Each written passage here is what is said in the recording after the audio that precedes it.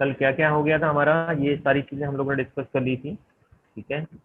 Agreement के बारे में, essential element for valid contract हम लोगों ने देखा था। एक अच्छे कॉन्ट्रैक्ट में या वैलिड कॉन्ट्रैक्ट में कौन कौन सी चीजें होनी चाहिए, फटाफट देख लो। एक वैलिड कॉन्ट्रैक्ट में सबसे पहला अगर हम बात करें तो एग्रीमेंट होना बहुत जरूरी है। एग्रीमेंट यानी कि प्रॉमिस होने के बाद उधर से, प्रपोजल के बाद उधर से एक्सेप्टेंस मिल गया हो और एग्रीमेंट लीगल हो, ठीक है। दूसरी चीज, फ्री कंसेंट होना चाहिए, किसी को फोर्सफुली आपको ऐड नहीं करना है, कॉन्ट्रैक्ट में एंटर नहीं करना, स्वेच्छा से एंट्री हुई हो, वॉलेंट्री। लॉफुल कंसिडरेशन होना चाहिए, पार्टीज आर कॉम्पिटेंट होना चाहिए, यानी कि कोई भी साउंड माइंड का व्यक्ति और जिसकी 18 साल की एज है, जो कोर्ट के द्वारा डिस्क्वालीफाई नहीं किया गया है, वही व्यक्ति कॉन्ट्रैक्ट कर सकता है। लीगलिटी ऑफ ऑब्जेक्ट होना चाहिए, जिस पर्पज के लिए आप कॉन्ट्रैक्ट कर रहे हो वो ऑब्जेक्ट लीगल होना चाहिए। लीगल रिलेशनशिप होना चाहिए, मतलब जैसे यहाँ पर हमने एग्जाम्पल दिया था कि पति द्वारा पत्नी को नेकलेस के लिए बोला गया प्रॉमिस कॉन्ट्रैक्ट नहीं है। दूसरी चीज, agreement not expressively declared to be void, agreement not expressly declared to be void, the agreement of not expressly declared void और illegal by law, this is be discuss in detail, मतलब directly उनको declared void नहीं कहते, वो declare होने के बाद ही void होता है। सर्टेन एंड कैपेबल परफॉर्मेंस होना चाहिए, लीगल फॉर्मेलिटीज उसमें फुलफिल होना चाहिए। फिर हमने क्लासिफिकेशन ऑफ कॉन्ट्रैक्ट पढ़ा था, जिसमें बेस ऑफ इन्फोर्सिबिलिटी के हिसाब से valid contract, void contract, voidable contract and void contract. Valid contract कौन सा होता है, जो कि इन्फोर्सेबल हो लॉ के द्वारा। वॉइड एग्रीमेंट कौन सा होता है, विच इज नॉट, ठीक है, इन्फोर्सेबल बाय लॉ, ठीक है, which is not enforceable by law. दूसरा, void agreement has no legal consequences. Voidable contract क्या होता है, जो फ्यूचर में जाके वॉइड होता है, ठीक है, जैसे मैंने बोला था रिसीवेबल पेबल। और वॉइड कॉन्ट्रैक्ट क्या हो गया, वो कॉन्ट्रैक्ट जो आज वैलिड था लेकिन फ्यूचर में, शुरुआत में तो वैलिड था लेकिन बाद में इनवैलिड हो गया। इसके अलावा अनफोर्सेबल कॉन्ट्रैक्ट, अनइनफोर्सेबल कॉन्ट्रैक्ट जिसको लॉ द्वारा फोर्सेबल नहीं कराया जा सकता, इलीगल कॉन्ट्रैक्ट जो शुरुआत से इलीगल है यानी वॉइड है। Based on the method of information, formal contract, formal contract की दो इसमें बात थी, अंडर सील और अंडर कॉन्ट्रैक्ट, ठीक है। अगर हम अंडर सील की बात करें, contract under seal and contract of record, ठीक है, रिकॉर्ड यानी तथ्यों के आधार पर, और अंडर सील का मतलब हमारी आपसी सहमति के हिसाब से जो डिस्कशन हुआ था। Based on extent of performance, तो इसमें हमने दो टाइप का देखा था, एग्जीक्यूटेड कॉन्ट्रैक्ट जिसमें दोनों पार्टी ने फुलफिल कर दिया है, और एग्जीक्यूटरी कॉन्ट्रैक्ट जिसमें एक पार्टी ने पूरा कर दिया और एक पार्टी की तरफ से पूरा अधूरा है। बेस्ड ऑन ऑब्लिगेशन, यूनिलेटरल एक साइड से, बायलिटरल दोनों साइड से, मल्टीलिटरल तीन से ज्यादा लोग इन्वॉल्व होते हैं और तीनों की तरफ से अधूरा है। On the basis of mode of creation, express contract, implied और इनफोर्ड कॉन्ट्रैक्ट, ठीक है, ई कॉन्ट्रैक्ट, और इनको हमने आगे डिटेल में भी पढ़ा था। Offer and acceptance, meaning and definition of offer, types of offer, express and implied offer. Implied offer क्या था, एक्सप्रेस जो हम बोल के करते हैं, इम्प्लाइड मतलब जिसमें हम सर्विस देने, काम करके हमारा कॉन्ट्रैक्ट पूरा करते हैं। इसमें दिल्ली मेट्रो कॉर्पोरेशन का हमने एक एग्जांपल दिखा था कि दिल्ली मेट्रो कॉर्पोरेशन एक जगह से दूसरी जगह ले जाने का वादा करती है, तो वो वादा कैसे पूरा होगा, जब वो पहुंचा देगी, तो अपने काम से पूरा होता है, उसको बोलते हैं implied order. Offer and invitation to offer में फर्क क्या होता है, ऑफर डायरेक्टली इंडिविजुअल को दिया जाता है और इन्विटेशन टू ऑफर का मतलब होता है किसी को लालच देके बुलाना, लेकिन इसका मतलब ये नहीं है कि हमने डायरेक्टली पर्सन को ऑफर दिया था, इनडायरेक्टली ऑफर देते हैं, जैसे कि ऑफर वगैरह चलते हैं, बाय वन गेट वन वगैरह। आज हम लोग पढ़ने वाले थे legal rules regarding offer, legal rules regarding offer. अब ऑफर देते टाइम भी आपको कुछ लीगल रूल्स को फॉलो करना पड़ेगा, आज हम इसके बारे में बात करने वाले हैं। तो an offer is to be valid, एक ऑफर वैलिड कब होगा, एक ऑफर वैलिड तब होगा, must be valid, an offer to be valid must comply with the following rules, ठीक है। अगर इन रूल्स को वो फॉलो करता है तो वो ऑर्डर जो होगा, ऑफर जो होगा, वो क्या होगा, लीगल होगा। सभी को स्क्रीन और आवाज आ रही है ना? Yes sir. हाँ ठीक।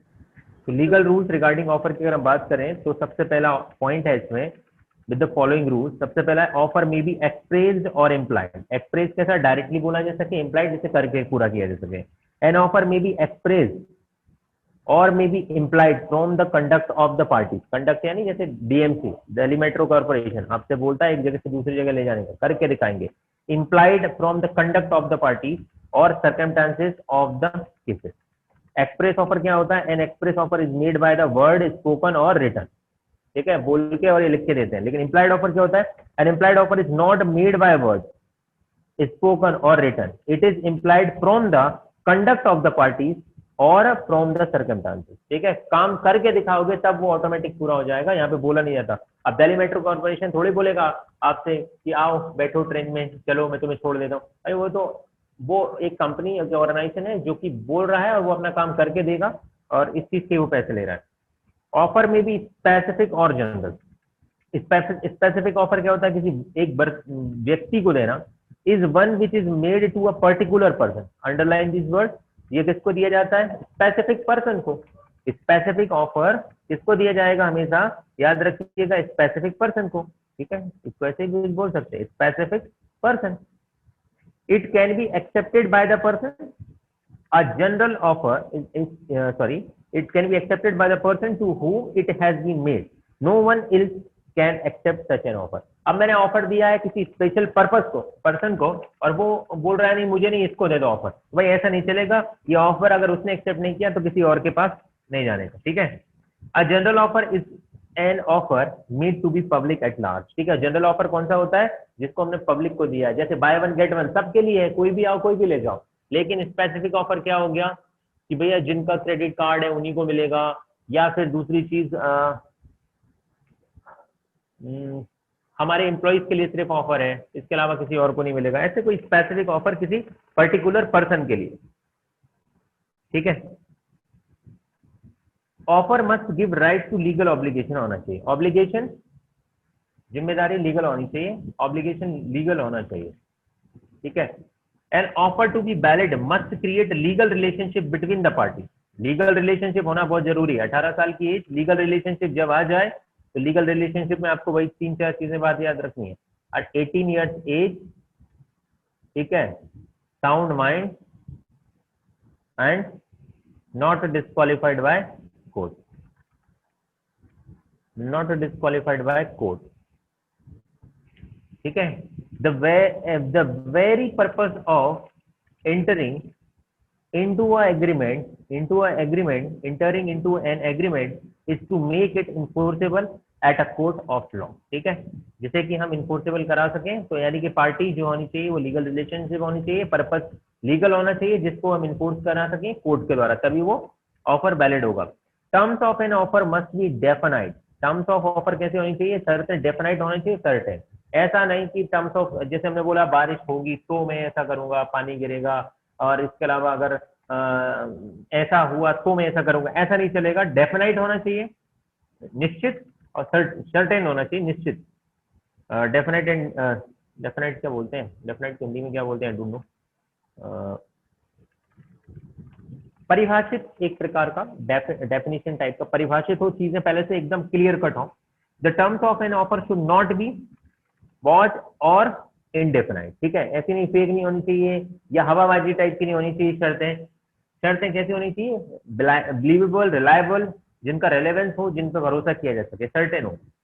Offer must be distinguished from invitation to offer. ठीक है, ऑफर किससे अलग होता है? इन्विटेशन टू ऑफर से हम पहले ही पढ़ चुके हैं। ऑफर, चलो मूवी देखने चलना है क्या, ये ऑफर है। और अब सिनेमा हॉल एक ऑफर चला रहा है कि एक टिकट के साथ एक टिकट फ्री, ये इनविटेशन टू ऑफर है। और मैंने अगर किसी से कहा मेरे दोस्त से भाई मूवीज देखने चल रहा है क्या, या यूं समझ लो कि फॉर एग्जांपल मुझे यहां पर भोपाल में आइनॉक्स, ठीक है, आइनॉक्स सिटी सभी को पता होगा कहाँ पे है आइनॉक्स, C21 मॉल में है ना। आइनॉक्स की तरफ से एक ऑफर आया, ठीक है। अब जरा ध्यान देना, ऐसे बहुत सारी चीजें क्लियर होंगी। आइनॉक्स की तरफ से ऑफर मुझे क्या मिला है कि दादाजी आप हमारे यहाँ बहुत मूवी देखते हैं, जो कि मैं सच में देखता हूँ आइनॉक्स में काफी सारी मूवी। अभी तो खैर 5 महीने हो गए, मत पूछो यार, तुम लोगों ने समोसा नहीं खाया होगा, मैंने मूवी नहीं देखी, ठीक है।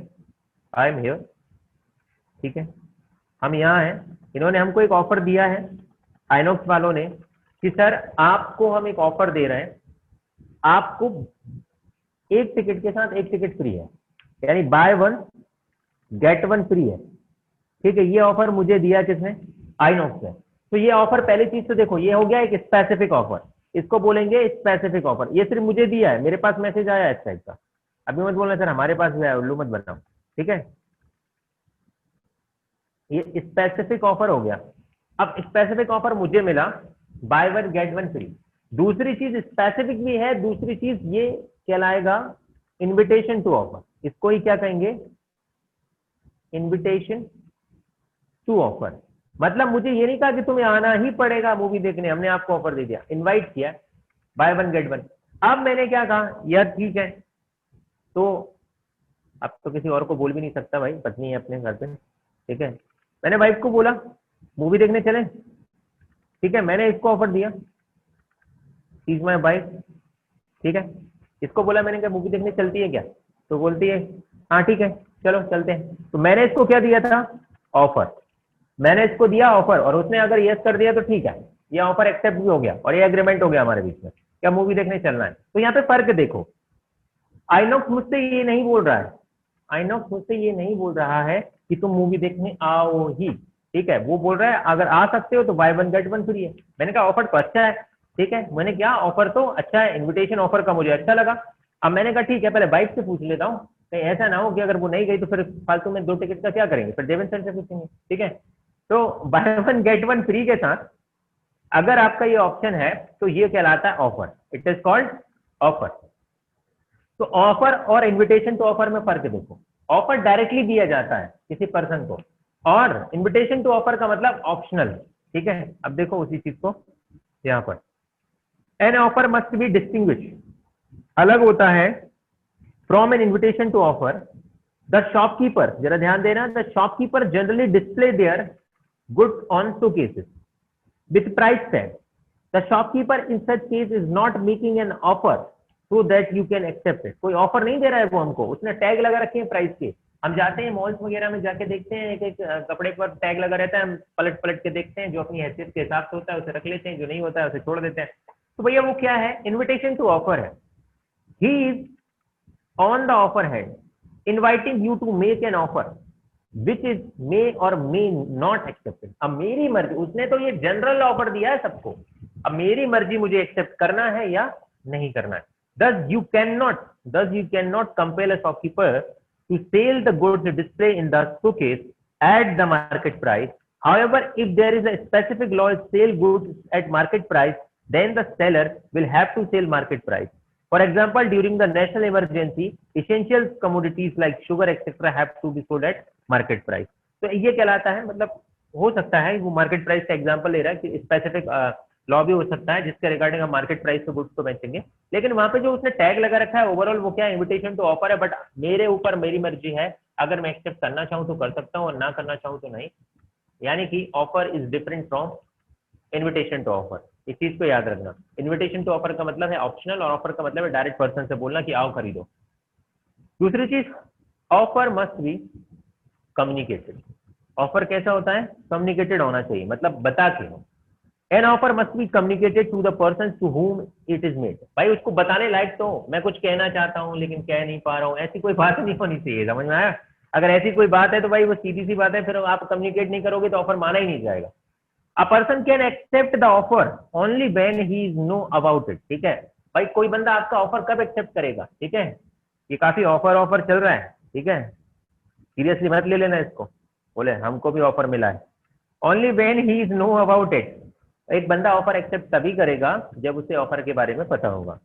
If he does not know it he can not accept it. अब तुम उसे बताओगे ही नहीं कि क्या इच्छा है आपकी, तो उसे कहाँ से पता चल रहा है आप क्या कहना चाहते हो। अगर आप ऐसा कुछ कहना चाहते हो जो आप कह नहीं पा रहे हो तो भाई कह दो, नहीं तो वो तो सामने वाले को तो पता ही नहीं चलेगा, ठीक है। तो ऑफर मस्ट भी कम्युनिकेटेड होना चाहिए, अगर कम्युनिकेटेड नहीं है तो सामने वाला एक्सेप्ट नहीं करेगा। Communication of special terms, communication of special terms, ये देखा, special terms of contract must be communicated. जो भी स्पेशल टर्म्स है, शर्तें हैं, ठीक है, मूवी तब दिखाऊंगा जब आधे पैसे कंट्रीब्यूट करेगा, मूवी तब दिखाऊंगा जब मेरा ये काम कर देगा, मूवी तब दिखाऊंगा जब मैं मेरे साथ, मतलब आपको मूवी के साथ साथ आपको खाने पे भी चलना पड़ेगा, मेरी गाड़ी ड्राइव करना पड़ेगा, भाई बहुत सारी चीजें हो सकती हैं, ठीक है। Special terms of contract must be communicated. Generally such case arise in respect of general offer, like ticket or receipt of depositing luggage at the railway station, or receipt for cloth given for dry clean, etc. The rule in these cases is that parties are not bound unless conditions printed are properly communicated. The special terms must be bought to be customers notice either. आपने देखा होगा जैसे अगर आप ticket लेते हैं या आप लॉन्ड्री वाले के यहाँ कपड़े डालते हैं तो उसमें अपनी टर्म्स एंड कंडीशन पहले से लिख के देता है कि इतने दिन में कपड़े उठा लेना, इतने टिकट पे लिखा रहता है इतनी देर के अंदर ये टिकट कैंसिल कराया जा सकता है, इससे ज्यादा देर के बाद करोगे तो इतना पैसा मिलेगा। तो सारी चीजें क्लियरली वहां पर कम्युनिकेट, स्पेशल टर्म जो होती है वो कम्युनिकेबल होती हैं ताकि सामने वाले को पता चल सके।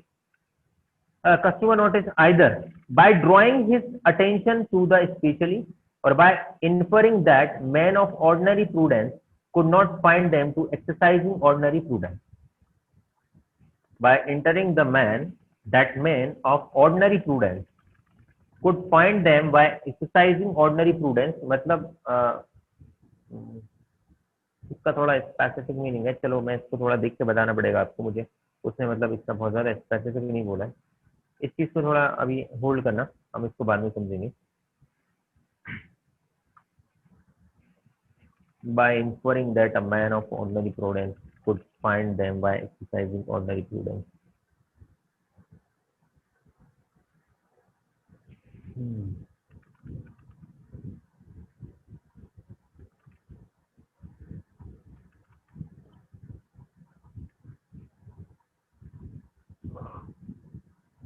Okay. However, if the special condition forming part, special conditions, however, special conditions forming part of the offer, कोई भी स्पेशल कंडीशन है जो forming part of the offer है, are contained in document which is delivered offer, the contract complete, then the customer is not bound then. Okay, मतलब वो इस तरीके से बोलना चाह रहा है कि अगर एक बार कॉन्ट्रैक्ट कंप्लीट हो गया और एक बार कंप्लीट होने के बाद जैसे आपने एक टिकट खरीद लिया और टिकट खरीदने के बाद आपने यात्रा कर ली, इसके बाद वो रेलवे ने अपना वादा पूरा कर दिया, आपका काम हो गया, इसके बाद वो कॉन्ट्रैक्ट क्या हो जाएगा, खत्म हो जाएगा। यानी however the special condition forming part of the offer are contained in a document, जो भी स्पेशल कंडीशन है वो डॉक्यूमेंट में मेंशन होनी चाहिए, which is delivered after the contract is completed, then the customer is not bound by. ठीक है, फिर कस्टमर किसी चीज के लिए जिम्मेदार नहीं होगा और जो सर्विस प्रोडक्ट है वो भी किसी चीज के लिए जिम्मेदार नहीं होगा। और इसको थोड़ा हम बाद में पढ़ लेंगे, कम्युनिकेशन ऑफ स्पेशल टर्म्स। ठीक है, मतलब ओवरऑल यही है कि कोई भी अगर स्पेशल टर्म्स है, यात्रा करने के टाइम पर बहुत सारी टर्म्स हो सकती हैं, जो भी टर्म्स है तो वो टर्म्स पहले से क्या होना चाहिए, क्लियर कट होना चाहिए।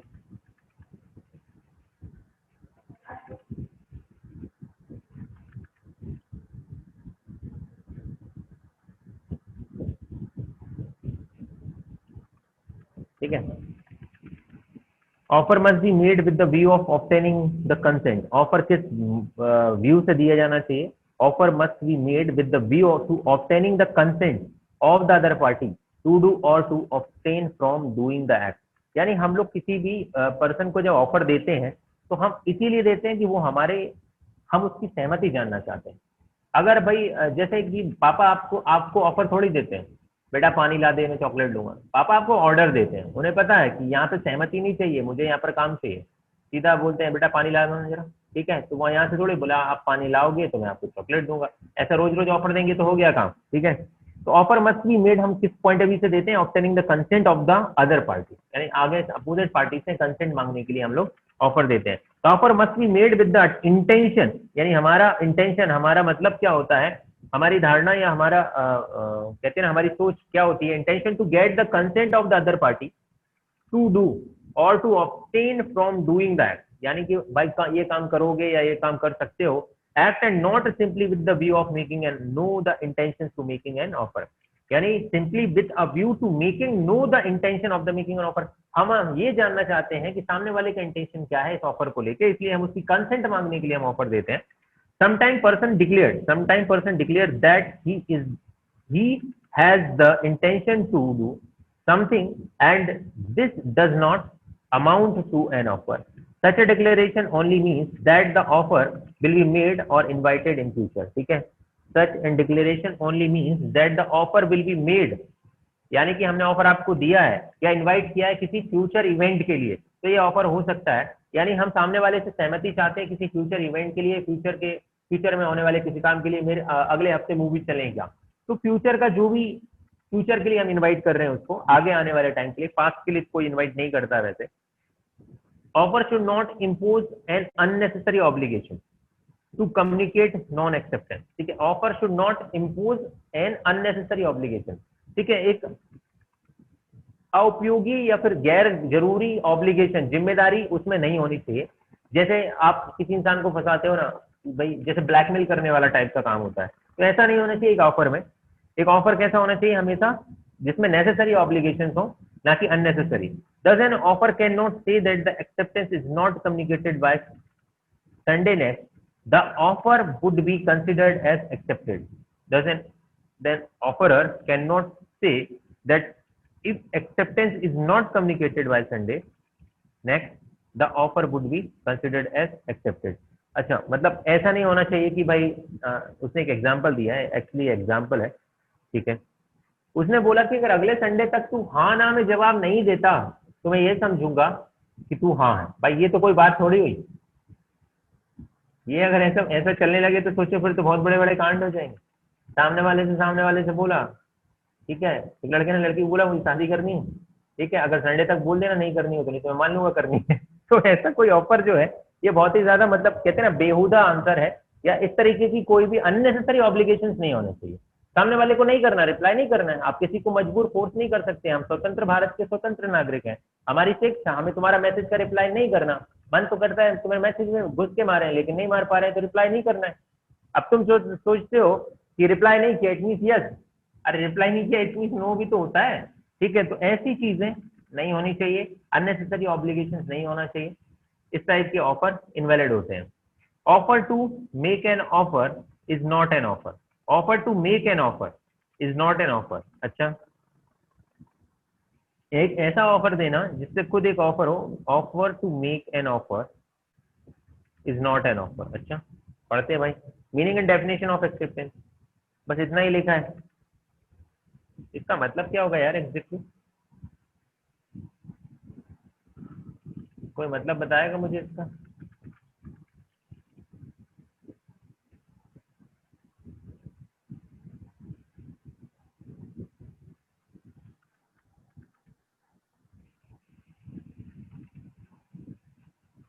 एक सेकंड रुक जाओ।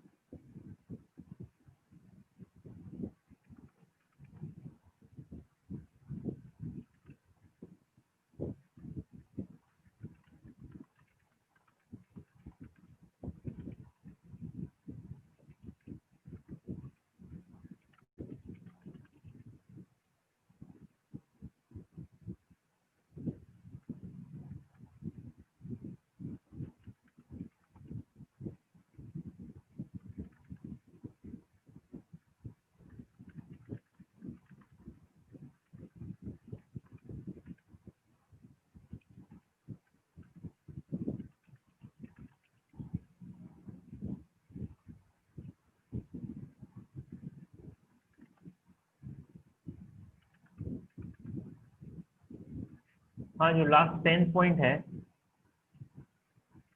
ये वाला जरा ध्यान से देखना। Offer to make an offer is not an offer. मतलब हमने एक ऑफर बनाने के लिए हमने सोचा कि एक ऑफर कैसे बनाया जाए, इसके लिए हमने एक और ऑफर दे दिया। ठीक है, जैसे कि लॉटरी वगैरह के टाइम पे होता है ऐसा। ठीक है, आपको क्या बोला, टिकट खरीदो, 100 रुपए का टिकट 90 रुपए में, लॉटरी खुली तो 1 लाख रुपए मिलेगा। इस टाइप का जो ऑफर होता है, offer to make an offer is not an offer. ठीक है, अगर हम किसी एक ऑफर से दूसरा ऑफर बना रहे हैं तो वो ऑफर नहीं होगा, इसका मतलब यही है। अब उसने ज्यादा मतलब डिस्क्लोज भी नहीं किया, लेकिन इसका मतलब यही होता है कि एक ऑफर बनाने के लिए एक और ऑफर दिया है तो उसको हम कभी ऑफर नहीं कहते। ठीक है, एक ऑफर बनाने के लिए अगेन दूसरा ऑफर आपने दिया है। चीज समझ में आ रही है क्या बोल रहा हूँ मैं?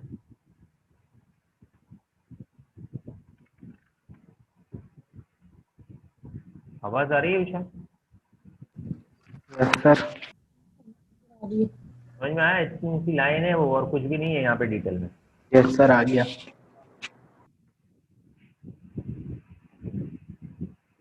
आगे क्या है, meaning and definition of acceptance. अब हमने ऑफर के बाद ऑफर दे दिया, एक एक चीज को डिटेल में पढ़े जा रहे हैं।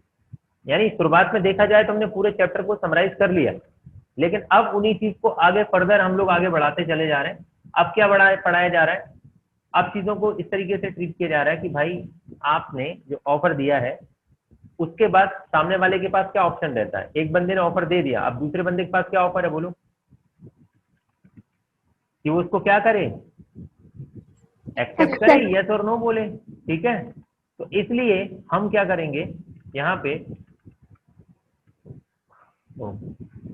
एक्सेप्टेंस की बात करेंगे, क्योंकि हमने देखा था ना एग्रीमेंट कब बनता है। What is agreement? एग्रीमेंट कब बना था? एग्रीमेंट तब बना, agreement is equal to, agreement कब बनता है? When offer plus acceptance, then agreement बनता है।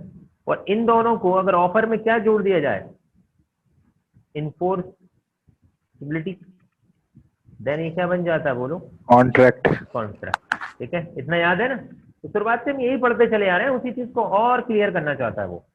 Once an offer has been made, जब एक ऑफर दे दिया जाता है सामने वाले की तरफ से, it has to be accepted, it has to be accepted to make a valid contract. ठीक है, तो एक्सेप्ट होने के लिए पहले एक्सेप्ट करना पड़ेगा अगर वैलिड कॉन्ट्रैक्ट में कन्वर्ट करना है तो। Section 2, subsection B define acceptance as when the person is whom an offer is made signifies his assent thereto the proposal state to be accepted। जब वो अपनी उस पर सहमति, assent यानी कि जब वो अपनी सहमति दे देता है, ठीक है, यस और नो बोल देता है, देन हम कहते हैं ऑफर जो है फाइनली डिलीवर हो चुका है। The proposal is said to be accepted. A proposal when accepted become a promise. और जब ये प्रपोजल एक्सेप्ट कर लिया जाता है, जब अपनी एसेंट यानी सहमति दे दी जाती है, देन वो क्या बन जाती है, प्रॉमिस। आई प्रॉमिस कि मैं तुम्हारे साथ मूवी देखने चलूंगा।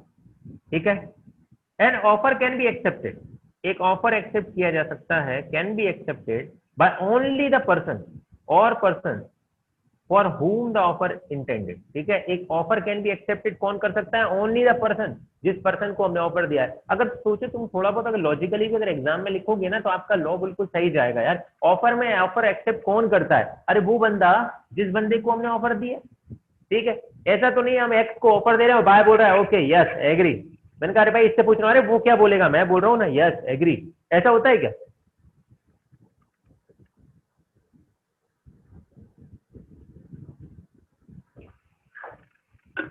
बोलो ऐसा होता है क्या? No sir. ऐसा तो नहीं होता ना, नहीं तो पता चल रहा है हमारी तरफ से हमारे बगल वाला बोल रहा है, हम तो कुछ बोल ही नहीं रहे। हमारी तरफ से हमारा बगल वाला बोले जा रहा है, हम कुछ बोल ही नहीं रहे, हम चुप बैठे हैं और वो बोले जा रहा है। ऐसा बिल्कुल नहीं होगा। दूसरी चीज, an offer made to particular person. अगर हम किसी पर्टिकुलर पर्सन को, एक सेकंड ऑनलाइन देना, फोन आ रहा है। हेलो जी, जी सर बोले।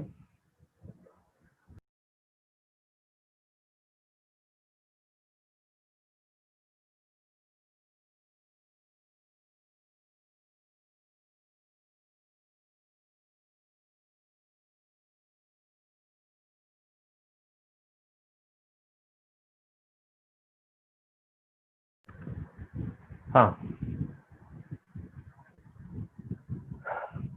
जरा ध्यान दे रहा हूँ।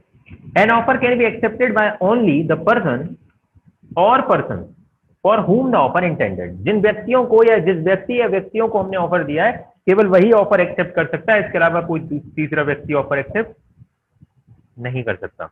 An offer made to a particular person can only be accepted by him alone। ठीक है, अकेला वही एक्सेप्ट करेगा। On the other hand, an offer made to class of persons can be accepted by any member of the class of persons। अब मान के चलो हमने एक ग्रुप को ऑफर दिया, जैसे स्कूल में हमने एक क्लास को ऑफर दिया पिकनिक चलोगे, वहां का हेड बॉय बोलता है यस सर सब रेडी है, तो भाई उनकी तरफ से अगर कोई पर्सन रेडी हो गया देन हम क्या मानते हैं, ऑफर एक्सेप्टेड। ठीक है, to an class of person and can be accepted by any member of that class of person, an offer made to a world at large can be accepted by any person whatsoever। ठीक है, अगर हमने पूरी दुनिया को कोई offer दे दिया है कि कोई भी आओ, जैसे अमेरिका की नासा एजेंसी है ऑफर दे सकती है हमारे सिस्टम को हैंग करके दिखाओ, हैक करके दिखाओ, तो हम तुमको 1 करोड़ रुपए देंगे। हैक करके कोई दिखा दे हम 1 करोड़ रुपए देंगे, तो भाई उन्होंने पूरे वर्ल्ड को ऑफर दिया, तो कोई भी बंदा जाके एक्सेप्ट कर सकता है। आओ मैं करके दिखाता हूँ आपकी वेबसाइट को हैक, मैं आपके सिस्टम को हैक करके दिखाता हूँ। तो ये भी हो सकता है, यानी डिपेंड करता है ऑफर किसको दिया है। किसी व्यक्ति को दिया है फिर वही ऑफर करेगा, कि बहुत सारे व्यक्तियों को दिया है तो उनमें से कोई भी ऑफर एक्सेप्ट कर सकता है। पूरे एक क्लास को दिया है हमने ऑफर, यानी एक ग्रुप ऑफ पर्सन को दिया है तो भाई वो भी एक्सेप्ट कर सकते हैं। पूरी दुनिया को दिया है तो कोई भी कर सकता है।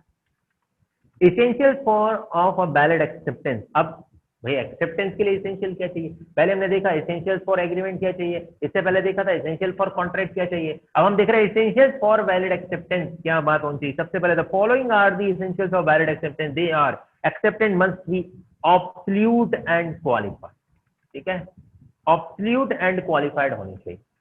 In order to effective, there must be an absolute and qualified acceptance of all the terms of the offer। ठीक है, हमने जो ऑफर की जो कंडीशंस हम एक्सेप्ट कर रहे हैं वो सारी की सारी अनक्वालिफाइड एक्सेप्टेंस होने चाहिए, मतलब उसमें कोई टर्म्स एंड कंडीशन नहीं होने चाहिए। अगर ऐसा हो जाएगा तो मैं एक्सेप्ट, नहीं तो रिजेक्ट। ठीक है, अगर तुम ऐसा कर दो, ऐसे अगर मगर नहीं चलेगा। एक्सेप्टेंस मतलब acceptance, qualified acceptance would amount to rejection of the offer. ठीक है, अगर तुमने उसमें क्वालिफाइड एक्सेप्टेंस लिया यानी उसमें कंडीशन लगा दिया आपने, उसमें कुछ कंडीशंस लगा दी, तो हम ये मानेंगे कि आपने ऑफर रिजेक्ट कर दिया। यानी कि आपका जो ऑफर होना चाहिए उसका एक्सेप्टेंस कैसे होगा, must B absolute and unqualified. अगर उसमें कुछ क्वालिफाइड एक्सेप्टेंस है, कुछ कंडीशंस है, तो फिर वो ऑफर हम ये मानेंगे रिजेक्ट है। Acceptance must be communicated. अरे आपने एक्सेप्टेंस यस कह दिया और आपको लग रहा है मैंने यस बोल दिया, लेकिन आपने सामने वाले को यस बोला ही नहीं, तो फिर जब तक कि आप उसको कम्युनिकेट नहीं कर देते हम यही मानेंगे ऑफर अनएक्सेप्टेड। ठीक है, अभी एक्सेप्ट नहीं हुआ है। For the acceptance of to be valid it must not only be made by the offeree but must also be communicated by और with the authority of the offeree to the offerer। Acceptance must be communicated by the acceptor in order to result of contract must be a matter of fact। Silence cannot be constitute and acceptance। Silence को हम क्या नहीं मानेंगे, cannot be construed as acceptance। ठीक है, silence को कभी हम एक्सेप्टेंस नहीं मानते। हमने किसी को कुछ ऑफर दिया, आप मूवी देखने चलोगे और वो कुछ भी नहीं बोला, उसकी तरफ से हाँ ना कुछ भी नहीं आया, हम ये मानेंगे ऑफर अभी एक्सेप्ट नहीं हुआ है। Acceptance must be in a prescribed और रीजनेबल मोड में होना चाहिए। ऑफर प्रिस्क्राइब्ड और रीजनेबल मोड में होना चाहिए। It should be prescribed detailed reasonable mode में होना चाहिए। Section 7 subsection 2 if the offer is prescribed no mode of acceptance the acceptance must be communicated accordingly to the some usual and reasonable mode. Thus usual mode of communications are be word spoken or written by conduct, it is called implied acceptance। यानी कि जो prescribed और reasonable mode का मतलब है, या तो सामने वाला रिप्लाई कर सकता है किसमें, या तो वो रिप्लाई कर सकता है बोलकर, या रिप्लाई कर सकता है वो सामने वाले को ये कह के कि भाई मैं आपको मेल कर दूंगा। जैसे अक्सर आजकल क्या होता है भाई, सामने वाले को डर लग रहा है बोलने में, तो क्या करे वो, अरे अगर बोलने में डर लग रहा है तो क्या कर दो, बोलो, मेल सर। मैसेज कर दो ना, ठीक है, टेक्स्ट कर दो। तो हम लोग कौन कौन सा मोड यूज कर सकते हैं, रिटर्न या, बोलो कौन सा मोड यहाँ पर लिखा हुआ है, इस वर्ड स्पोकन और रिटर्न। या तो आप बोल के कह दो, या फिर अगर बगैर बोले कहना है तो फिर आप लिख के कह दो, ठीक है। दूसरी चीज, acceptance must be given with in a reasonable time. क्या बोला है, with in a reasonable time and before the offer lapse. अब मान के चलो मैंने आपको टाइम दे दिया, सोच के बताना विद इन 2 days, मैंने बोल दिया विद इन 2 days। अब अगर मैं विद इन 2 days बोल रहा हूं और आज की डेट है, मान के चलो कि आज हमारा 28 अगस्त है, मैंने कहा 2 दिन के अंदर अंदर बता देना भाई, ये मान लो कि 2 दिन में अगर उसने नहीं बताया तो ऑफर ऑटोमेटिकली क्या हो जाएगा, लैप्स हो जाएगा, ठीक है। लैप्स होने के पहले पहले एक्सेप्टेंस मिल जाना चाहिए ऑफर के। यदि कोई समय निर्धारित किया गया है तो स्वीकृति को निर्दिष्ट समय सीमा, यानी कि जो विशिष्ट जो एक स्पेसिफाइड टाइम टेबल है, ठीक है, stipulated acceptance, 1 second, acceptance must be given with in the specified time limit, ठीक है, विशिष्ट जो भी टाइम है। If any and if no time is stipulated, acceptance must be given within the reasonable time because an offer cannot be kept open indefinitely। कोई भी offer ऐसा नहीं है कि अनिश्चित काल तक वो ओपन रहेगा, ठीक है। स्वीकृति उचित समय के भीतर दी जानी चाहिए, क्योंकि एक प्रस्ताव को खुला नहीं रखा जा सकता, यानी उसे अपन ओपन नहीं रख सकते अनिश्चित काल के लिए। प्रस्ताव को रद्द करने या उसके द्वारा स्वीकृति देने से पहले फिर से स्वीकृति दी जानी चाहिए। अब मान के चलो प्रस्ताव को हमको रद्द करना है, यहां पर देखना जरा ध्यान से, again the acceptance must be given before the offer is revoke और lapse by reason of offering, knowledge of the death और insanity of offerer, acceptance given to a revoke offer is not valid. यानी अगर अनिश्चित काल के लिए प्रस्ताव रद्द नहीं करते हो आप, और फॉर एग्जाम्पल प्रस्ताव को रद्द करने या उसके द्वारा स्वीकृति देने से पहले फिर से स्वीकृति दी जानी चाहिए। मतलब आप अगर ऑफर क्लोज कर रहे हो तो फिर से आप उसे बोल सकते हो, सुनो मैं ऑफर क्लोज कर रहा हूं, आर यू एग्री, अगर ऑफर एक्सेप्ट करना है तो करो, नहीं तो मैं क्लोज कर रहा हूं। और उस टाइम पे उसने नहीं दिया तो फाइनली हम ये मान लेंगे कि ऑफर एक्सेप्ट नहीं किया गया है। प्रस्ताव की मृत्यु या पागलपन, प्रस्तावक जो होता है यानी कि ऑफरर जो होता है, उसकी मृत्यु या पागलपन की जानकारी के कारण दी गई स्वीकृति भी क्या होती है, निरस्त प्रस्ताव मानी जाएगी। फॉर एग्जाम्पल हमको पता चल गया जिसने हमको ऑफर दिया है उस बंदे की डेथ हो गई है, उसकी क्या हो गई, डेथ हो गई, उसकी मृत्यु हो गई, या इनसैनिटी का मतलब होता है पागलपन, ठीक है, या तो वो मर गया या वो पागल हो गया, तुमने ध्यान नहीं दिया उसके ऊपर तो पागल हो गया बेचारा, बहुत देर तक इंतजार करता रहा। अब तुमने क्या किया, तुमने सोचा अरे वो तो पागल हो गया और अब वो या मर गया, तो अब इसके कारण तुमने सोचा यार अब मैं उसका ऑफर एक्सेप्ट कर लेते हो, फायदे में रहूंगी।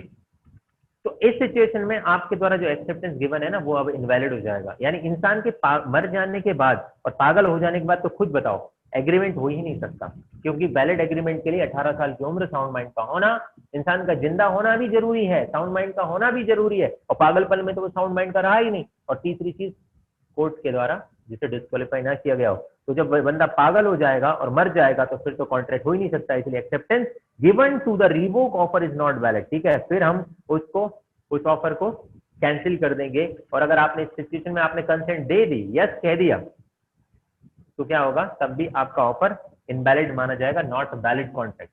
यानी खुद से कहानी समझो, एक बंदा था, ठीक है, और एक बंदी थी, बंदा बंदी 2 लोग हैं, ठीक है, इसके पास बहुत प्रॉपर्टी है, बहुत सारी प्रॉपर्टी है, लॉ पढ़ रहे हैं थोड़ा ध्यान से समझना, और इसके पास कुछ नहीं है। ओके, अभी देखो वेरी गुड यार, इसको मनाते हैं सुशांत सिंह, ठीक है, अभी केस चल रहा है, और ये है रिया बोलते हैं लेकिन रेहा लिखती है वो, शायद रिया लिखती है, जो भी आई डोंट नो उसकी, रिया चक्रवर्ती हमको ऐसा लगता है, लेकिन ऐसा नाम नहीं है उसका, रिया है, कुछ ऐसा है नाम उसका, रिया चक्रवर्ती।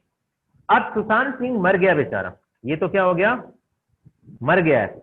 अब मर गया, इसने इसको ऑफर दिया था इससे पहले कि 50-50 कर लेंगे, मेरी प्रॉपर्टी और तेरी प्रॉपर्टी 50-50 हो जाएगी।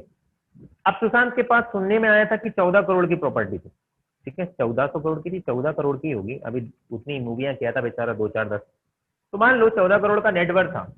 अब ये बंदा जैसे ही मर गया तो रिया क्या बोलती है, सुशांत ने मेरे से बोला था तेरी और मेरी प्रॉपर्टी कितनी, 50-50, यानी मिल बांट के हम प्रॉपर्टी को शेयर करेंगे।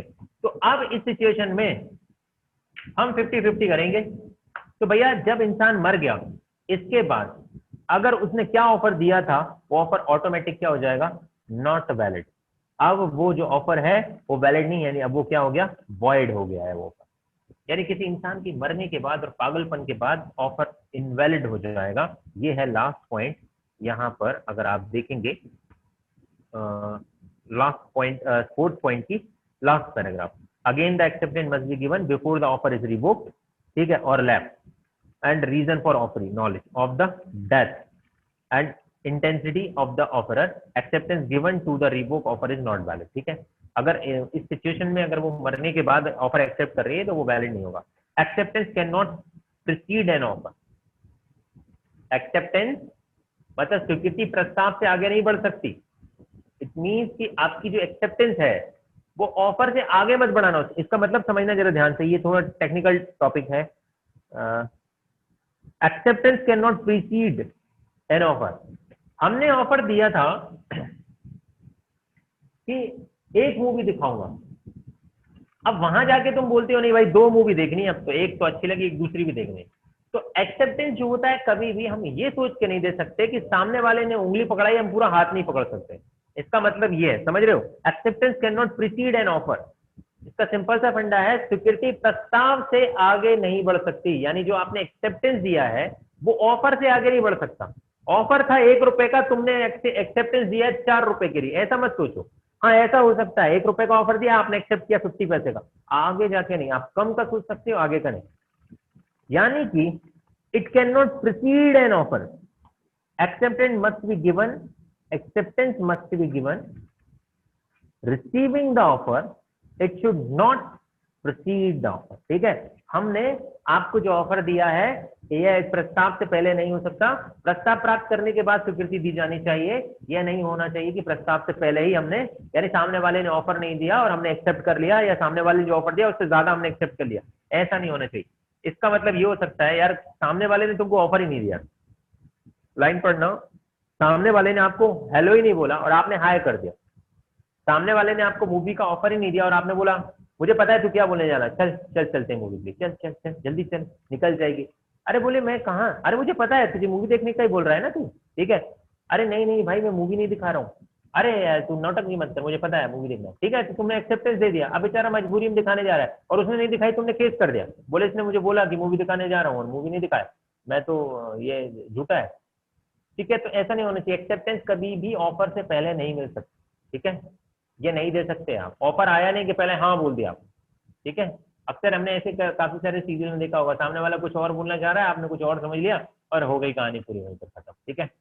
या जो भी है, तो acceptance can not be preceded N offer, offer से पहले कभी एक्सेप्टेंस पॉसिबल नहीं है। या चाहो तो इसको लिख लो, ठीक है, ऑफर से पहले, ऑफर से पहले लिख लेना, जो थोड़े टेक्निकल है, एक्सेप्टेंस नहीं दे सकते। सामने वाले ने आपको ये आओ देखा ना, ताओ देखा, आपने सीधा हाँ बोल दिया,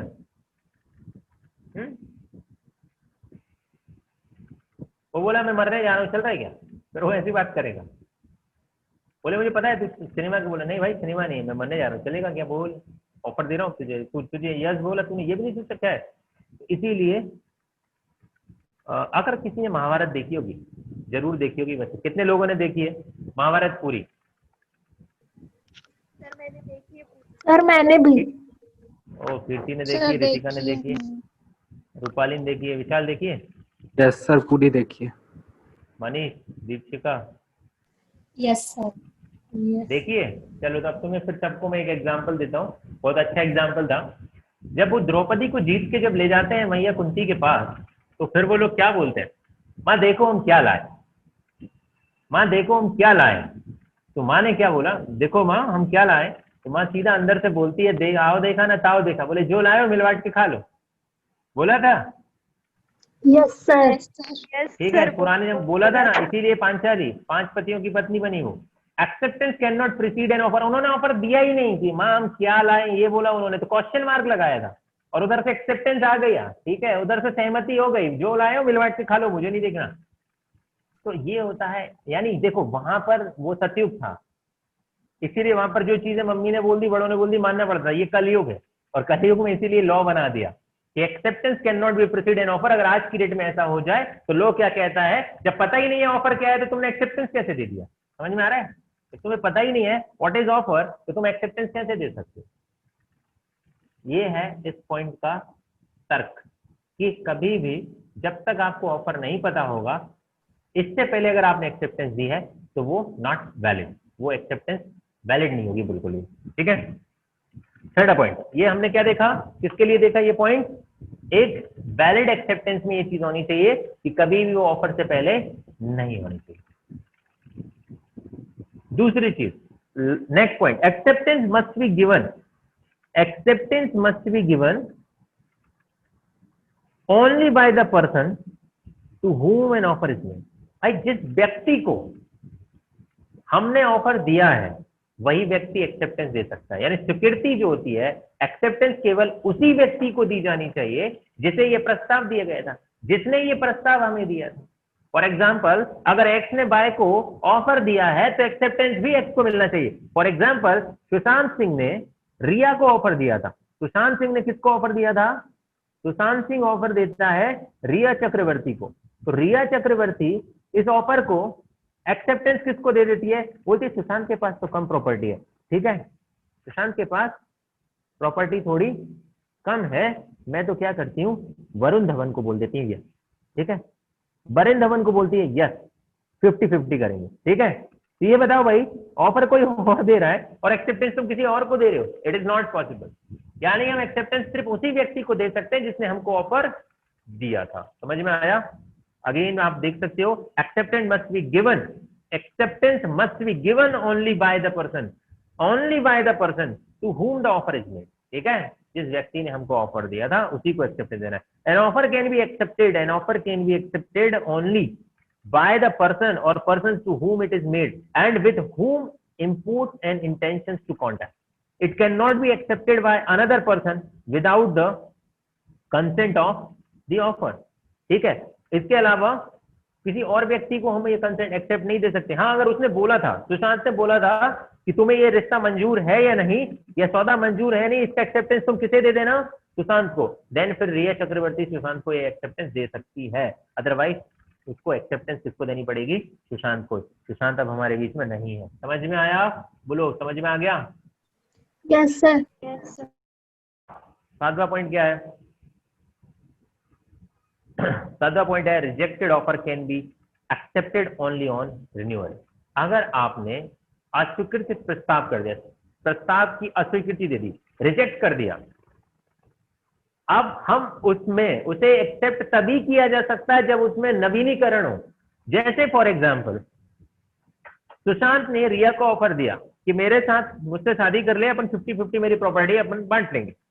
रिया ने बोला नहीं, मुझे नहीं चाहिए तेरी प्रॉपर्टी, मैं तो वरुण से शादी करूंगी, वरुण धवन से, क्योंकि वरुण धवन के तेरे पास सिर्फ 14 करोड़ की प्रॉपर्टी है, उसके पास 1400 करोड़ की प्रॉपर्टी। ठीक है, अब सुशांत बोलता है ठीक है, रिजेक्ट हो गया ऑफर।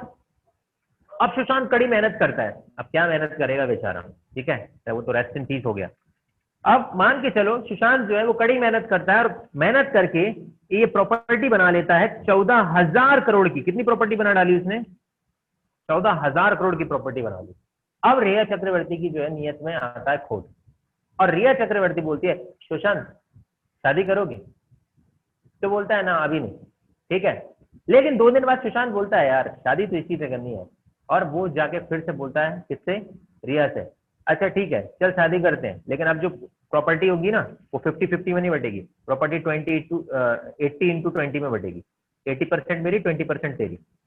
ये बोलती है तभी ठीक है, जो तेरा है वो मेरा है, जो मेरा है वो तेरा है, और फाइनली वो यस बोल देती है। तो अगर हमने एक बार ऑफर रिजेक्ट कर दिया था तो दूसरा ऑफर हम तभी एक्सेप्ट कर सकते हैं जब उसको रिन्यूअल कर दिया गया, यानी दोबारा अगेन दूसरा ऑफर देगा सुशांत तभी आप एक्सेप्ट कर सकते हो। ये नहीं कि वो मैंने ऑफर रिजेक्ट कर दिया था और अब उसी को मैं यस बोल देती है तो एक्सेप्ट हो जाएगा, ऐसा थोड़ी है भाई। बंदा क्या बैठा ही रहेगा तुम्हारे इंतजार में? जरूरी नहीं बिल्कुल ऐसा, बंदे ने हो सकता है अब तो सुशांत का दूसरा जन्म होने वाला होगा। ठीक है, क्या लिखा है? रिजेक्टेड ऑफर, जरा ध्यान दें, rejected offer can be accepted only on renewal. अगर आपने एक ऑफर रिजेक्ट कर दिया है तो अस्वीकृत प्रस्ताव केवल नवीनीकरण पर, रिन्यूअल का मतलब होता है उसका नवीकरण नया करना पर ही स्वीकार किया जा सकता है। एक बार अस्वीकार कर दिया गया प्रस्ताव स्वीकार नहीं किया जा सकता। अगर आपने एक बार प्रस्ताव को क्या कर दिया, अस्वीकार, एक्सेप्ट नहीं किया, तो यानी रिजेक्ट कर दिया, इसको बोलते हैं अस्वीकार। एक रिजेक्ट किए गए ऑफर को एक बार अगर अस्वीकार कर दिया आपने तो प्रस्ताव स्वीकार नहीं किया जा सकता जब तक कि ताजा प्रस्ताव यानी कि नया प्रस्ताव पेश ना किया जाए। समझ में आया? It can not be accepted again unless fresh, fresh को क्या बोलते हैं, ताजा, ठीक है, या नया, इसको हम क्या बोलेंगे, एक नया प्रस्ताव। आई होप कि आपको चीज समझ में आ गई होंगी। अगर आपका पुराना ऑफर आपने रिजेक्ट कर दिया था तो अब दोबारा ऑफर एक्सेप्ट तभी होगा जब ऑफर को रिन्यूअल कर दिया जाएगा, फ्रेश ऑफर उसको दिया जाएगा, तभी वो एक्सेप्ट कर सकती है, अदरवाइज तब तक कोई टाइम पीरियड बीच में आपको नहीं मिलेगा। आई होप कि आपको सारे इसेंशियल कंडीशन समझ में आ गई होंगी। एक बार फटाफट देख लो, पहली कंडीशन क्या थी?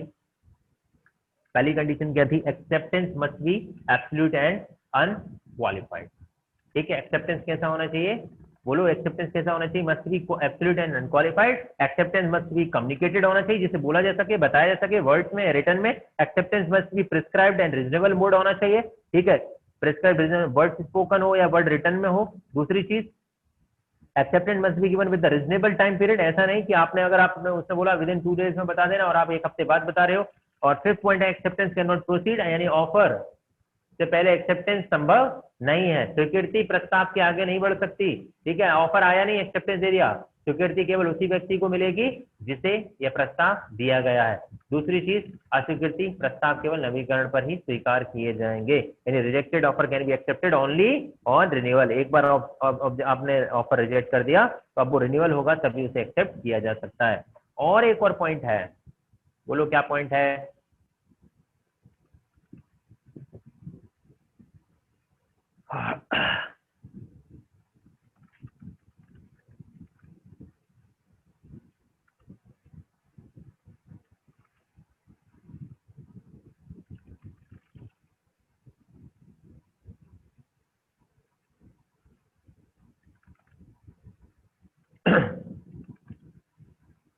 Revocation of acceptance.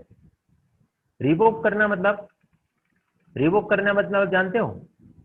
एक्सेप्ट करने के बाद उसे वापस कर देना, रिजेक्ट कर देना।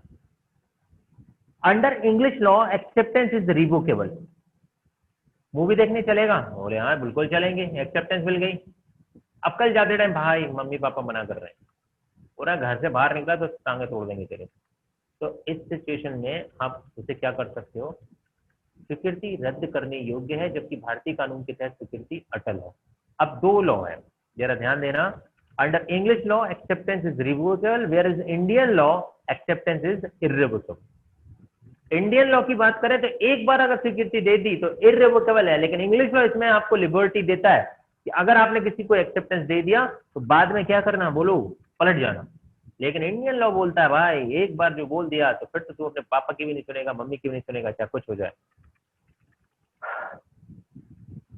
स्वीकृति देना स्वीकृति नहीं है, ठीक है।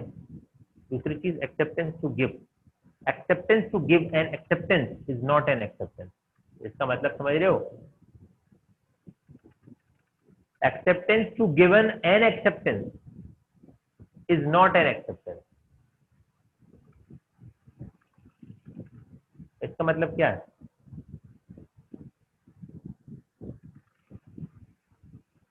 ऐसे ये फेयर्स टाइप की कहावतों टाइप का लगता है ना। एक्सेप्टेंस देना एक्सेप्टेंस नहीं है। एक्सेप्टेंस देना एक्सेप्टेंस नहीं है। इसका मतलब क्या है? इसका मतलब तो यही है acceptance to given an acceptance is not an acceptance. Acceptance का मतलब है सहमति, यस और नो बोलना, लेकिन यस और नो बोलना,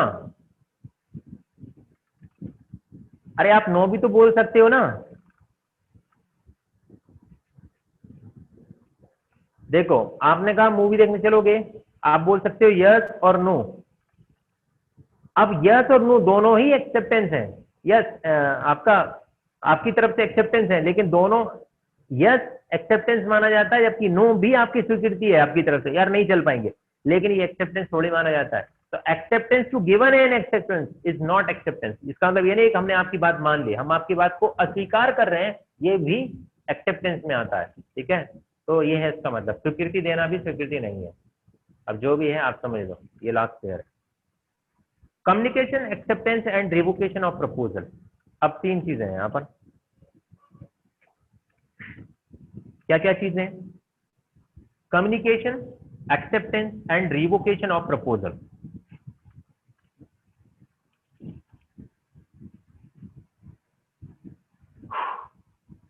गला सूख जाता है बोलो इस पे।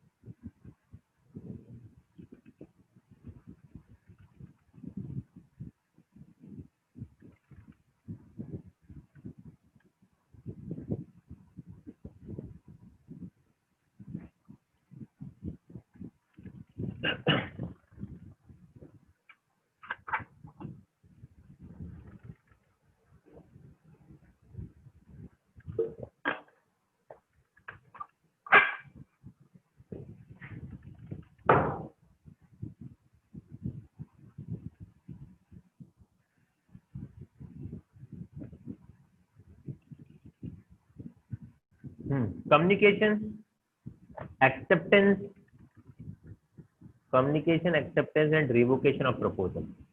कम्युनिकेशन का मतलब क्या होता है? लास्ट ईयर भी पढ़ा था हमने, संचार, यानी विचारों का आदान प्रदान करने का माध्यम। कम्युनिकेशन यानी हमारे दिमाग में कुछ थॉट्स आए, हमारे दिमाग में कुछ आइडियाज आए, उनको एक दूसरे तक पहुंचाने का जो साधन होता है उसको हम कम्युनिकेशन कहते हैं। So the term communication can be explained as the process of sending and bringing a matter to the knowledge of the persons to whom it is directed। जरा ध्यान दो, या तो कुछ इंफॉर्मेशन सेंड करना या इंफॉर्मेशन मंगाना या लाना। Any matter to knowledge of the person to whom it is directed, the process of sending and bringing to the notice may be letter, fax, telegram, telephone, और आजकल और नई नई चीजें लिख सकते हो, व्हाट्सएप। अरे इसके बगैर तो काम नहीं चल रहा आजकल बच्चों का। हाँ, व्हाट्सएप हो सकता है, मैसेज हो सकता है कि नहीं, बोलो। और क्या हो सकता है? इंस्टाग्राम पे भी चैट। अरे इंस्टाग्राम, ये सब फिर सोशल मीडिया आ गई, लेकिन इसको हम चैटिंग कह सकते हैं। चैटिंग से कोई भी थ्रू हो सकता है, वो मैसेंजर हो सकता है, इंस्टाग्राम हो सकता है, हाइक हो सकता है। ठीक है, और आजकल और क्या आ चुका है, और भी बहुत सारी चीजें यार। आजकल तो लोग गूगल पे, फोन पे से भी हो जाते हैं, पता है। फोन पे भी चैटिंग का ऑप्शन आ गया, गूगल पे भी आ गया थोड़ा बहुत। आप पैसे मांग सकते हो, यस और नो मैसेज भेज सकते हो, चैटिंग का ऑप्शन सब पे आ गया देखा जाए तो। हम कह सकते हैं ये सारी चीजें क्या रहती है, कम्युनिकेशन का माध्यम। Communication is very important in case of contract. Communication के माध्यम में ये बहुत इंपॉर्टेंट है, and it can be explained as below. When is communication complicated? In case of the following। Communication कब कंप्लीट माना जाता है इन अलग अलग केसेस में? ऑफर, एक्सेप्टेंस एंड रिवोकेशन में। कब माना जाएगा? ऑफर में, जब सामने वाले को समझ में आ गया।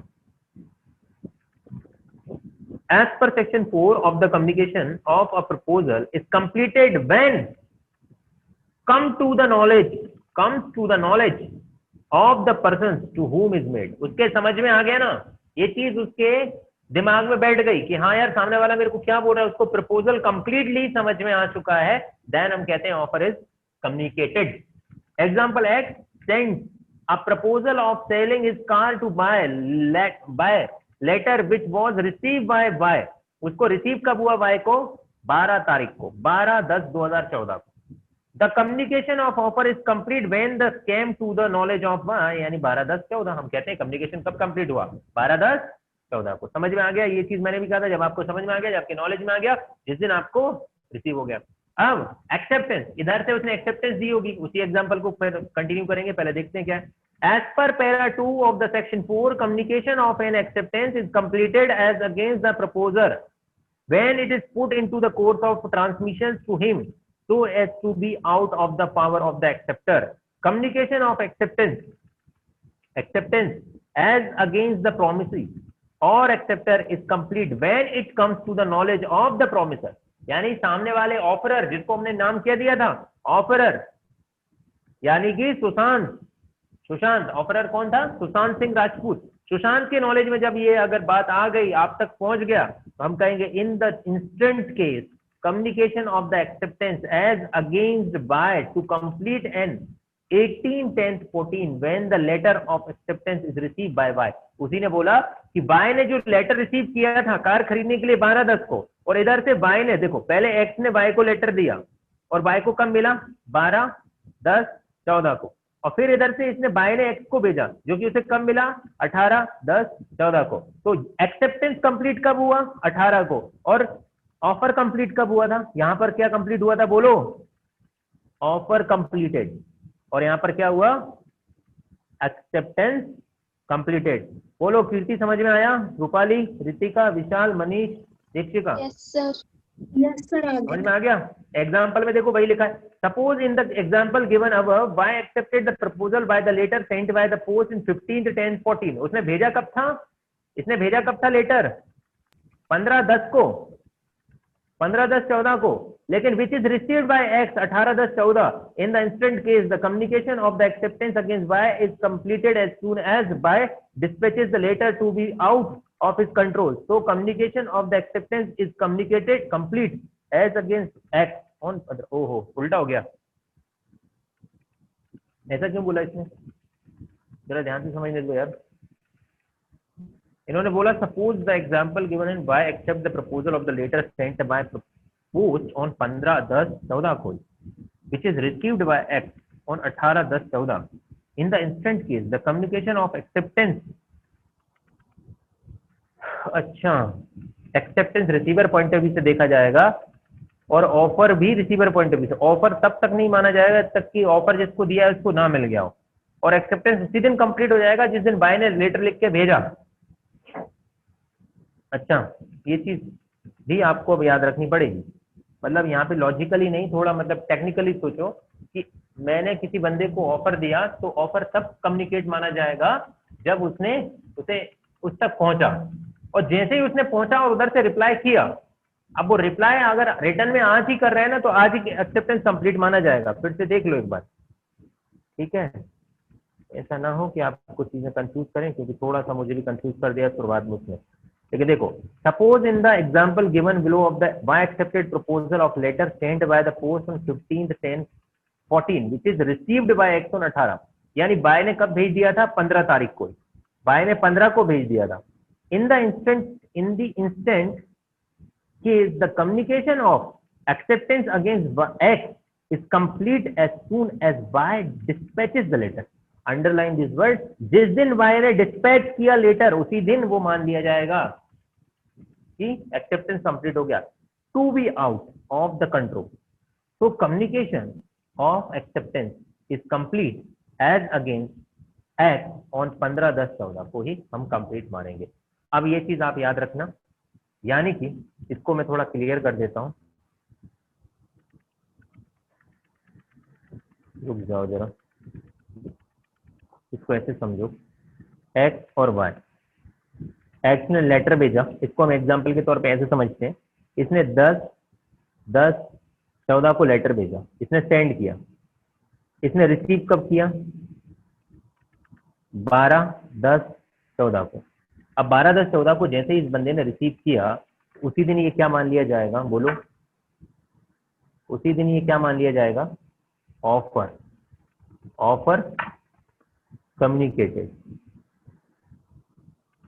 ऑफर कम्युनिकेटेड, ठीक है, कम्युनिकेशन कंप्लीट हो गया, बात कम्युनिकेशन की आ गई।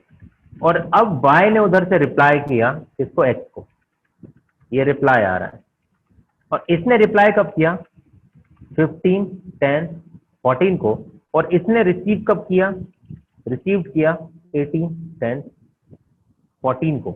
तो एक्सेप्टेंस कम्युनिकेटेड कब मानी जाएगी, एक्सेप्टेंस कम्युनिकेटेड कब मान ली जाएगी? इसी डेट को। यानी याद रखना, जिस दिन बाय को लेटर मिला वो दिन होगा ऑफर कम्युनिकेटेड, और जिस दिन बाय ने रिप्लाई किया वही दिन क्या मान लिया जाएगा? Acceptance communicated. बस ये दो चीजें, यानी कि सब कुछ एक्सेप्टर पॉइंट ऑफ व्यू से देखा जाएगा। समझ में आया? बोलो। Sir yes sir okay. अब देखो, रिवोकेशन। रिवोकेशन मतलब स्वीकृति वापस लेना। Revocation means taking back. Revocations can be the both offer, proposal as well as acceptance. ठीक है, आपका ऑफर, प्रपोजल और एक्सेप्टेंस दोनों को रिवोक किया जा सकता है। आपका रिप्लाई थोड़ा देर में पहुंचा तो सामने वाला भी मना कर सकता है, रहने दे, अब मुझे नहीं चलना, मैं नहीं जा रहा मूवी देखने। काफी टाइम होता है ना, जब बोला था तब तो, अक्सर हम यही वर्ड यूज करते हैं ना, जब बोला था तब तो चढ़ा मुंह कर रहा था, और अब बोल रहा चलें चलें चलें, नहीं मुझे नहीं जाना। तो offer, propose as well as acceptance को रिवोक किया जा सकता है। Para 3 of section 4 states the communications of revocations is complete against the person who make it when it is put into the course of transmission to the person whom is made, so as to be out of the power of the persons who make it, as against the persons to whom it is made, and when it is comes to his knowledge। जिस दिन उसको ये चीज मिल जाएगी उस दिन हम मान लेंगे, यानी जिस दिन उसने बोला कि नहीं अब नहीं, अब ऑफर एक्सेप्ट नहीं करूंगा या जो भी है, जिस दिन उसने मना कर दिया वही डेट क्या मानी जाएगी? रिवोकेशन ऑफ ऑफर होगा, या रिवोकेशन ऑफ एक्सेप्टेंस और ऑफर दोनों हो सकता है। अब यहाँ पर एग्जांपल देखना, समझ में आएगा आपको। Suppose in the previous example, if X decided to revoke his proposal and send an ordinary letter to Y on 14/10/14, which is received by Y on 17/10/14, in the instant revocation of offer is complete as against X on 14/10/14 and as against Y on 17/10/14। अब जरा ध्यान देना, अब इसी बीच में यहाँ पे पहले पुराना एग्जाम्पल समझो। इसने 10 को रिप्लाई किया था, 10 को भेजा, उसको 12 को मिल गया, लेकिन इसने इतना टाइम क्यों लगाया? इसने 15 को लेटर भेजा ना, इस बीच में एक्स चला तो इसको नो का लेटर भेज सकता है, सेंड कर दिया, और रिवोक का लेटर भेज सकता है, रिवोक कर सकता है, मना कर सकता है। जैसे कि यहां पर उसने बोला कि प्रीवियस एग्जांपल में his proposal and send to the ordinary letter. अब यहाँ पे एक्स क्या कर रहा है इसी एग्जांपल में, समझ लो, ये अलग कलर से दिखा देते हैं, रुक जाओ। जो है रिया चक्रवर्ती टाइम बहुत लगा रही थी, उसने रिप्लाई नहीं किया, 12 को पहुंच गया, सोचने में इतना ज्यादा टाइम लगा रही है, और एक्स बड़ा जज्बाती है, तो भैया हमको इतना ज्यादा वेट नहीं करना, एक्स ने दूसरा लेटर भेज दिया 14/10/14 को कि मैंने अपना ऑफर रिवोक कर लिया है, और ये इसको रिसीव होता है। बाय को कब रिसीव हो रहा है? बाय को रिसीव हो रहा है 14, कब रिसीव हो रहा है? 14 नहीं 17/10/14 को। तो इसके पॉइंट ऑफ व्यू से ऑफर रिवोक माना जाएगा, एक्स के पॉइंट ऑफ व्यू से 14 तारीख को, और वाई के पॉइंट ऑफ व्यू से माना जाएगा 17 तारीख को। अब देख लो, आप पढ़ के आपको समझ आ जाएगा, पढ़ो। सभी पढ़ लो।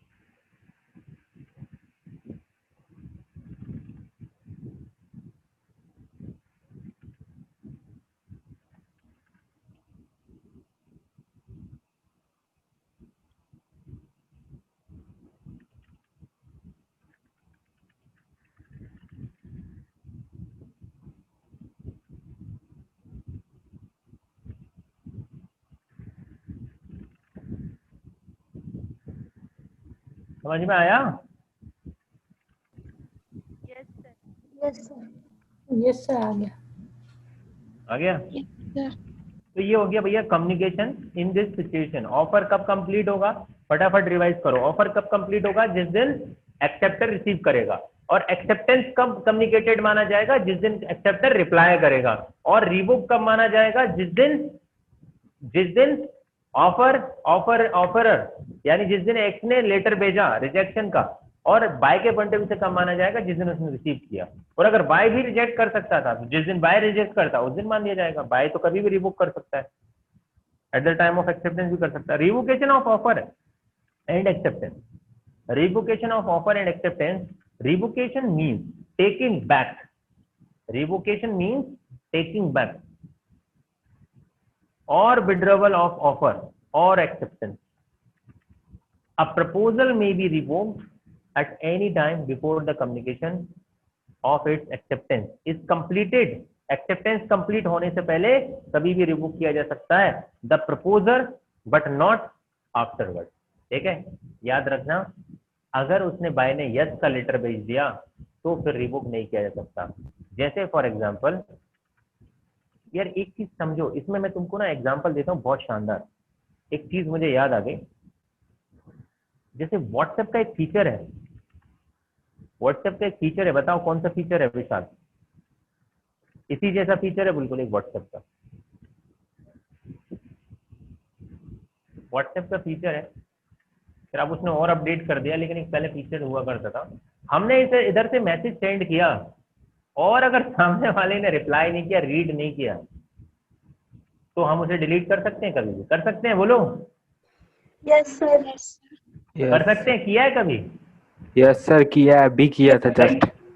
कई बार करते हैं हम लोग, मैसेज करने के बाद हमको लगता है अरे यार गलत सेंड हो गया या गलत इंसान को सेंड हो गया, देखा भी इसने रीड नहीं किया, फटाक से क्या कर लो उसको for everyone delete. For everyone delete कर दो। वो भी नहीं समझ पाएगा, हम भी नहीं समझ पाएंगे। अब हमको तो पता ही है हमने डिलीट किया है, वो भी नहीं देख पाएगा, बच गए। ठीक है, तो ये बहुत बढ़िया फीचर है और सेम फीचर यहाँ पर यूज हो रहा है, व्हाट्सएप का ही फीचर यूज हो रहा है। Revocation of offer and acceptance कब रिवोक कर सकते हो?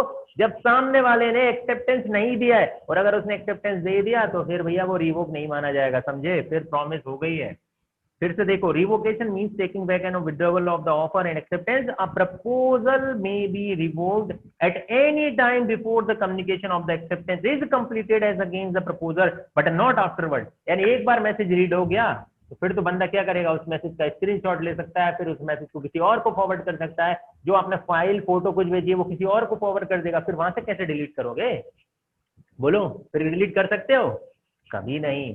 इसीलिए एक्सेप्टेंस मिलने से पहले पहले आप ऑफर को रिवोक कर सकते हो। लास्ट एग्जांपल में आपने देखोगे, रिया चक्रवर्ती ने या वाई ने 15 को रिप्लाई किया था, 15 से पहले बंदे ने रिजेक्ट का एप्लीकेशन रिवोक का मैसेज भेज दिया।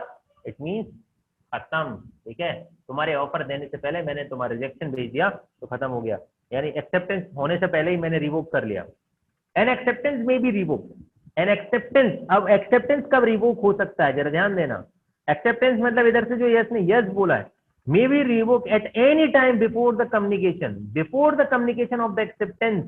यार तुम्हारे पास तो ऑप्शन ही है ना, complete as against acceptor but not afterward. ठीक है, मतलब कि एक्सेप्टेंस देने से पहले आप कभी भी मना कर सकते हो। उसने तुमसे बोला मूवी देखने चलोगे, मैसेज भेजा है, अब तुम इधर से रिप्लाई करने से पहले खूब सोच लो ना यार, चलना है कि नहीं चलना। एक बार मना कर दिया नहीं चलना है तो कोई बात नहीं, एक्सेप्टेंस रिजेक्ट हो गया, रिवोक ही है आपकी तरफ से। लेकिन आपने बोल दिया चलना है, और अगर सामने वाले ने मैसेज रीड कर लिया तो फिर गए। लेकिन आजकल तो ऐसा होता है ना, मैसेज रीड करने से पहले हमने डिलीट कर दिया, डिलीट फॉर एवरीवन। मतलब यहाँ पर उन्होंने टेक्निकली कितना बढ़िया बोला है कि आपके पास तो बहुत सारा टाइम है, ऑफर एक्सेप्ट करने से पहले पहले आप कभी भी रिवोक कर सकते हैं। एक बार एक्सेप्ट कर लिया तो फिर तो वो किस में कन्वर्ट हो जाता है, प्रॉमिस, और प्रॉमिस इन्फोर्सेबल होती है अगर वो लीगल हुई तो। इलस्ट्रेशन, फिर अगेन एक इलस्ट्रेशन दिया, A proposes by a letter sent by post. जरा ध्यान देना, पोस्ट में ज्यादा टाइम लगता है, सोचने समझने का ज्यादा टाइम है। कभी कभी कोरियर पहुंचने से पहले, अगर हम बाइक से निकलने हम पहले पहुंच जाएंगे। कोरियर हमने इंदौर भेजा है, अगर आज भेजा है कल पहुंचेगा, और हम बाइक से निकलने तभी 4 घंटे में पहुंच जाएंगे। हो जाता है ना ऐसा, तो कोरियर के मामले में देरी होती है। वैसे तो आजकल मैसेज इतने फास्ट होते हैं भाई, 10 सेकंड में आप क्या नहीं कर दोगे। proposes by letter sent by post to sell his house to B. उसने क्या किया, ए ने बी को इन्फॉर्म किया कि भाई मैं अपना घर बेच रहा हूं. Accept the proposal by letter. ठीक है. B accept the proposal by letter sent by post. A may revoke his proposal at any time before or at the moment when we post his letter is acceptance, but not afterward. अब इसके accept करने से पहले पहले तो पूरा वही case है जो एक्स और वाई का था. इसके एक्सेप्ट करने से पहले पहले, इसके बिफोर एक्सेप्टेंस, ए कभी भी इसको क्या कर सकता है, रिजेक्ट कर सकता है. रिजेक्ट या इसी का वर्ड का मतलब क्या बोला इन्होंने, इसको क्या कर सकता है बोलो, किसी भी टाइम पे वो क्या कर सकता है, रिवोक कर सकता है किसी भी time before acceptance. B may revoke. अब बी कब रिवोक कर सकता है, जरा ध्यान देना. बी कब रिवोक कर सकता है, B may revoke his acceptance at any time before और at the moment when the letter communicating the reject A but not after. ठीक है. मतलब कि एक तो कब कर सकता है, उसके सोचने से पहले, मतलब लेटर लिखने से पहले. दूसरी चीज उसको रिवोक कर सकता है ए को पहुंचने से पहले. मतलब मान के चलो ए को उसने रिप्लाई किया जनरल पोस्ट से, मतलब ए को पता नहीं चलना चाहिए कि सामने वाले ने एक्सेप्ट कर लिया. इससे पहले कभी भी आप रिजेक्ट कर सकते हो. या तो लेटर ही मत भेजो, और लेटर भेज दिया है तो उसे डिलीवर मत होने दो. लेटर भेज दिया है तो उसे डिलीवर मत होने दो, तब भी तुम रिजेक्ट कर सकते हो, रिवोक कर सकते हो. लेकिन अगर तुमने यस बोल दिया और यस का मैसेज या यस का लेटर ए तक पहुंच गया, देन ऑफर एक्सेप्टेड और देन प्रॉमिस कंप्लीट हो गई, एग्रीमेंट हो गया है. समझ में आया. यानी व्हाट्सएप वाला मैसेज याद रखना कि अगर ए ने हमको बी को मैसेज भेजा, बी ने रीड कर लिया, लेकिन बी के रिप्लाई करने से पहले ए मना भी कर सकता है, नहीं नहीं यार वो गलती से सेंड हो गया था, मेरे को तेरे को ऑफर नहीं देना. लेकिन बी के पास कब ऑफर है, बी भी यही कर सकता है. बी तो या तो सोच ले यस बोलने से पहले, और यस बोल दिया तो बी ए को पता नहीं चलना चाहिए कि बी ने यस बोल दिया. इसके पहले पहले बी अगर डिलीट कर देता है मैसेज, यानी कि वो मैसेज को रिवोक कर सकता है या कॉन्ट्रैक्ट एक्सेप्टेंस को रिवोक कर सकता है, लेकिन एक के ए को पता चलने से पहले. सिंपल सा फंडा. व्हाट्सएप वाला मैसेज या व्हाट्सएप का ये सिस्टम याद रखना. आवाज आ रही है सभी को? क्या है कि मेरे इंटरनेट पे लिखा आ रहा है your internet connection is unstable. आ रही है सर. आ रही है आवाज. स्क्रीन दिख रही है ना? Yes sir. हाँ ठीक है. How is revocation made. अब रेवोकेशन कैसे किया जा सकता है. रेवोकेशन वैसे तो हमने देखा, लिख के भेज सकते हैं. अब देखते हैं इसमें और कौन कौन से तरीके डिस्कस किए. Section 6 of the Act provides the mode for revocations of an offer or acceptance. यहाँ पर सेक्शन 6 में डिसाइड किया गया है. आपको सेक्शन 6 याद रखना है. सेक्शन 6 बताता है कि भाई रिवोकेशन किस तरीके से हो सकते हैं, मोड्स ऑफ रिवोकेशन. अभी जो हम बात कर रहे थे ना, मैसेज की बात कर रहे थे हम, अब वो बताएगा यहाँ पर कौन कौन से मोड है.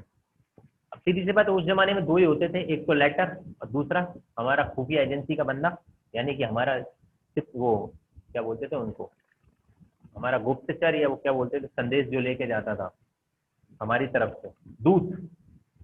ठीक है, महाभारत देखा होगा तो दूत. 1 सेकंड होल्ड करना. हाँ सर. हाँ सर बोले. बस सर पढ़ा रहा था.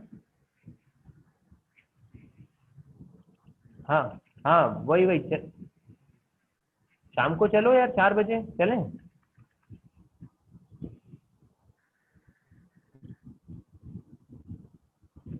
अरे यार सर 7 बजे चलते, नहीं तो फिर लेकिन फिर लेट हो जाएंगे यार. कल सैटरडे है, चलो कल चलेंगे, कोई दिक्कत नहीं.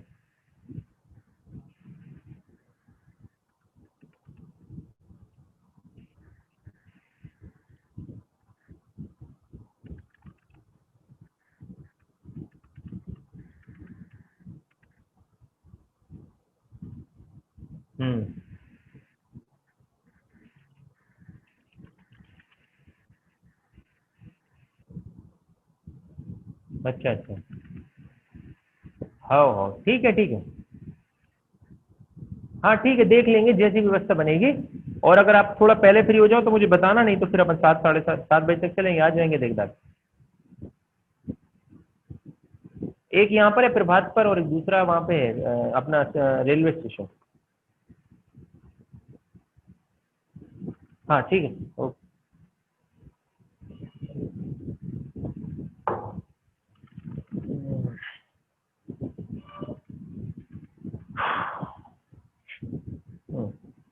How is revocation made? Revocation कैसे हो सकता है? By communication of notice. एक तो हम नोटिस भेज सकते हैं, communication of notice. By communication of notice of revocation by the proposer to the other party, the offer और may revoke his proposal at any time before the letter acceptance is posted to him and not afterward. यार खुद से logically सोचो, अगर x ने इधर से offer दिया बाय को, बाय ने सोचने में टाइम लगाया था ना, 15 तारीख को रिप्लाई कर रहा था, और क्योंकि रिप्लाई की डेट को ही एक्सेप्टेंस माना गया है, इसलिए रिप्लाई करने से पहले पहले ऑफरर कभी भी ऑफर को क्या कर सकता है? रिवोक। थोड़ा सा लॉजिकली सोचो, इस छोटी सी पिक्चर को याद रखो, कब कब क्या हो सकता है जो हमने यहाँ पर डिस्कस किया था। ठीक है, ये वाला बस एग्जांपल। यानी इसने 10 तारीख को लेटर सेंड किया था, उसको 12 को मिल गया था, कम्युनिकेशन कंप्लीट, लेकिन उसने रिप्लाई किया 15 को। 15 से पहले पहले कभी भी एक्स मना कर सकता है, रिवोक कर सकता है, और यही चीज उसने यहाँ पर बोली है। समझे कि नहीं समझे बच्चों? Similarly acceptance can be revoked at any time before the letter of received by the offer. ठीक है, और अब एक्सेप्टर के पास रिवोक करने का टाइम कितना है? या तो वो एक्सेप्ट करे ही ना, और अगर कर लिया है तो सामने वाले को पहुंचने से पहले पहले। यानी कि अब इसी एग्जांपल में देखो, यानी कि बाय के पास कितना टाइम है रिवोक करने के लिए?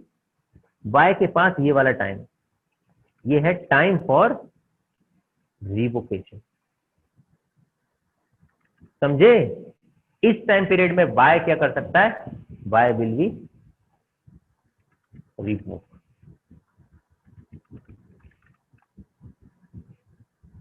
समझे बच्चों? एक्स के पास कितना टाइम है? 10 से लेकर 15 के बीच में। 10 से लेकर 15 के बीच में क्या कर सकता है? कभी भी 10 से लेकर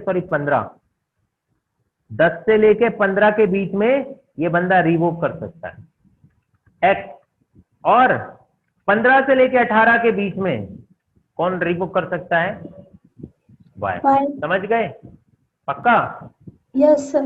लॉजिकल चीज है। Yes. उसके रिप्लाई करने से पहले हमने मना कर दिया, और उधर से रिप्लाई आने से पहले इसने सेंडर ने मना कर दिया। सिंपल सा फंडा है, लॉजिकली है, कोई बड़ी चीज नहीं है। आगे बढ़ो। अब by the lapse of time, अगर ये टाइम लैप्स हो जाता है जो प्रिस्क्राइब्ड है, by the lapse of time, the time prescribed in such proposal for its acceptance, or if no time is so prescribed by the lapse of reasonable time। कौन है भाई? Rafiq Shaikh. Hello, reasonable time without communication of the acceptance। what is the reasonable time is questions of fact in each cases। अब भाई reasonable time क्या होना चाहिए? Reasonable time के, अगर वो रिजनेबल टाइम के अंदर अगर उसने ऑफर एक्सेप्टेंस नहीं दी तो हम क्या मान लेंगे? वो ऑफर लैप्स हो गया, रिवोक हो गया। जैसे अब उसने खुद ही लास्ट लाइन में देखो क्या बोला है, what is the reasonable time.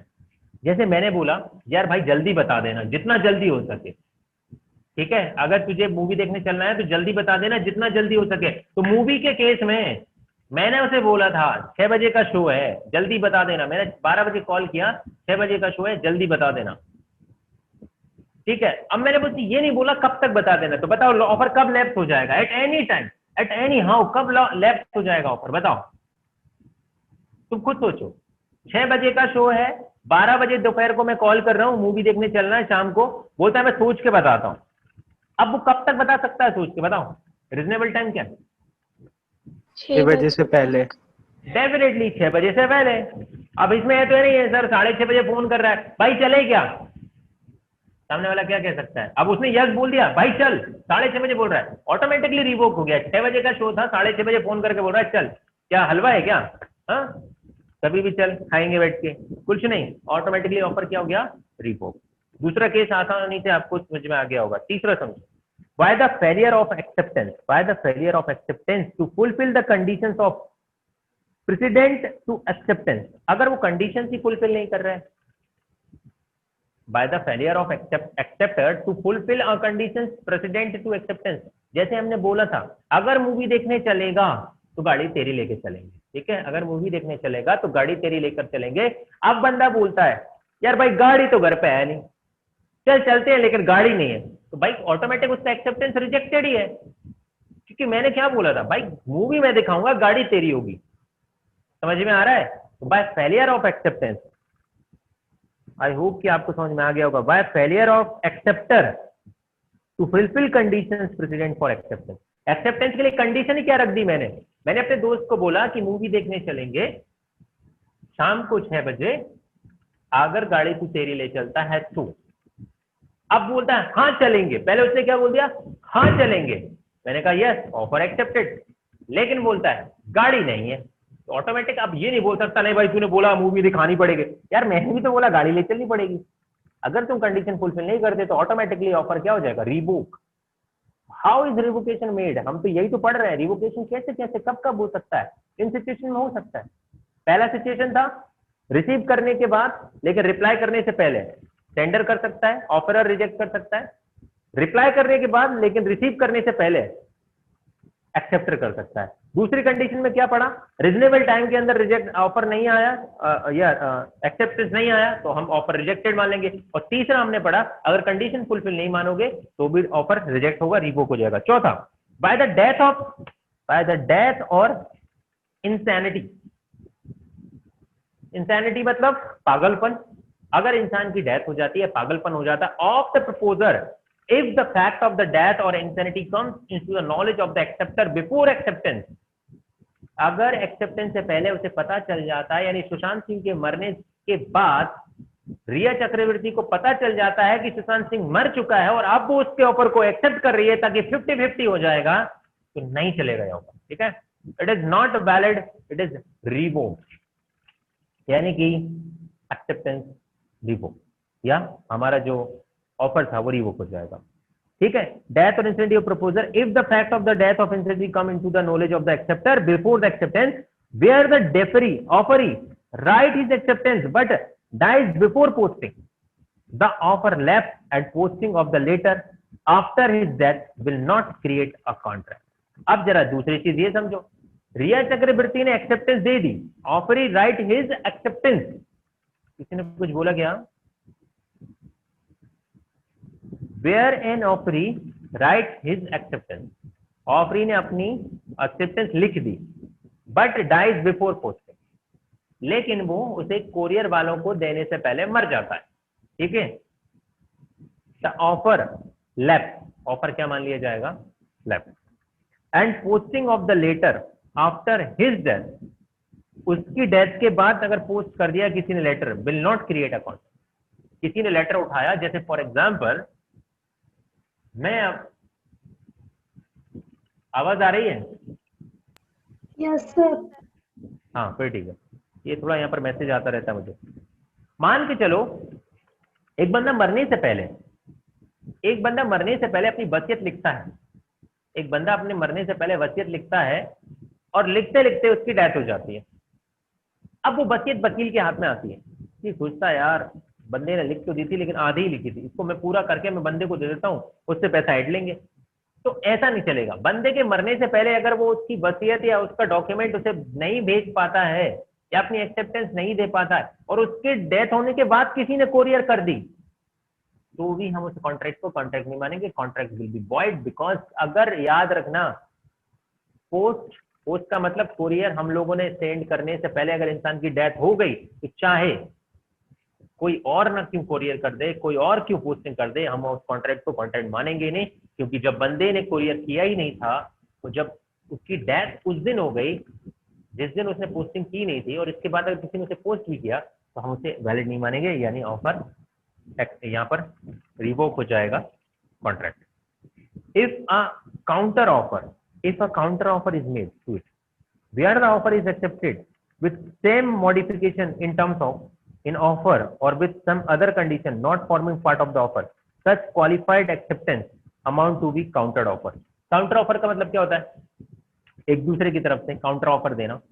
जैसे कि मैंने कहा मूवी देखने चलेगा क्या, तो सामने वाला बोलता है हाँ ठीक है चलेंगे, लेकिन तू इसके बाद लंच करने चलेगा क्या? मैंने कहा हाँ चलेंगे। तो ये होता है काउंटर ऑफर। तो काउंटर ऑफर में दोनों का एक्सेप्टेंस जरूरी है, क्योंकि उसने क्या बोला, हाँ मैं मूवी देखने जरूर चलूंगा, लेकिन अगर तू खाना खाने चलेगा तो ये काउंटर ऑफर हो गया। और काउंटर ऑफर में जब तक दोनों साइड से एक्सेप्टेंस नहीं आती तब तक ऑफर कंप्लीट नहीं होगा। और इस सिचुएशन में भी वही होगा, उधर उसने यस बोला लेकिन उसने जो रिप्लाई किया और इधर से जो रिप्लाई आएगा तब तक वो कंप्लीट नहीं होगा। यानी कि if a counter offer is made to it where the offer is accepted with same modification in terms of the offer with same other conditions not forming part of the offer, ठीक है, such qualified acceptance amount to be counter offer कहा जाएगा। अगर दोनों side से counter offer हो रहा है और वो दोनों एक्सेप्ट कर रहे हैं तो हम उसे काउंटर ऑफर का एक्सेप्टेंस कहेंगे। और इसमें पूरी की पूरी प्रोसेस वो जो ऊपर हमने पढ़ा था कब कब रिजेक्ट हो सकता है वैसा ही होगा। If an offer not accepted according to prescribed usual mode, हमने जो मोड बोला था उस मोड में, प्रिस्क्राइब मोड में उसने एक्सेप्ट नहीं किया। However the offerer gives notice to the offeree with the reasonable time that the acceptance is not according to the prescribed or usual mode or acceptance, ठीक है। तो हम कह सकते हैं जिस मोड में हमने बोला था, जैसे अक्सर आपने देखा होगा कई जगह लिखा रहता है कि रिप्लाई जो होगा वो स्पीड पोस्ट से ही करना है, आपको रजिस्टर्ड पोस्ट से करना है, और आप उस मोड में रिप्लाई नहीं कर रहे हो, आप स्मार्टनेस दिखा रहे हो। अब इंडियन रेलवे के ज्यादातर काम पोस्ट से होते हैं। आपको वैकेंसी फिल करनी है, पोस्ट से अपनी मार्कशीट वगैरह भेजो, पोस्ट से कॉल लेटर आएगा, पोस्ट से ऑफर लेटर आएगा, सब कुछ पोस्ट से होता है। लेकिन आप होशियार बन रहे हो, आपने ईमेल कर दिया, इंडियन रेलवे को एक ईमेल कर दिया और आप बोल रहे हैं हमने तो कर दिया रिप्लाई, आपका रिप्लाई वैलिड ही नहीं है। भाई आपने जो मोड बोला था, जिस मोड के थ्रू आपको रिप्लाई करना था, उस मोड से आपने रिप्लाई नहीं किया, देन आपका ऑफर ऑटोमेटिकली रिवोक हो जाएगा। An offer comes to the end, एक ऑफर कम मान लिया जाएगा end, if the law of change to the make the contract contemplated by the offer illegal and capable for performance if और incapable of performance. For example कभी कभी क्या होता है, पहले हमने जो ऑफर किया था वो ऑफर अब लॉ में चेंज आने की वजह से वो ऑफर अगर इनवैलिड हो जाता है तो हम उसे कहेंगे कि ऑफर फाइनली रिवोक या फाइनल। फॉर एग्जाम्पल मैंने एक को बोला था चल भाई एमपी में दारू बेचेंगे, ठीक है, लाइसेंस ले लेते हैं, एक दुकान खोलते हैं अल्कोहल वाइन की और दारू बेचेंगे। और अब हमने ऑफर जो दिया उस बंदे ने एक्सेप्ट कर लिया, लेकिन एक्सेप्ट करने के पहले या एक्सेप्ट करने के बाद एमपी गवर्नमेंट ने वाइन को बैन कर दिया इंडिया एमपी में, तो यहाँ पर क्या हो जाएगा, ऑटोमेटिकली ऑफर रिवोक हो जाएगा। अब एक्स और वाई के बीच इस चीज को लेकर झगड़ा नहीं होगा, तूने ऑफर एक्सेप्ट कर लिया था, आपको दुकान खोलनी पड़ेगी, चाहे सरकार मारे, चाहे पुलिस मारे, चाहे जेल जाना पड़े, ऐसा बिल्कुल नहीं है। अगर लॉ में चेंज आता है किसी चीज की वजह से तो भाई लॉ के आगे तो आप भी कुछ नहीं कर सकते। इसी के साथ आज की क्लास यहीं पर हम एंड करने वाले हैं, ठीक है, क्योंकि अब एक नया टॉपिक शुरू होगा, void and voidable agreement. I hope कि आपको चीजें समझ में आ रही होंगी। और आज हमने जो देखा, ठीक है, काफी कुछ पढ़ लिया है वैसे हमने यहाँ से।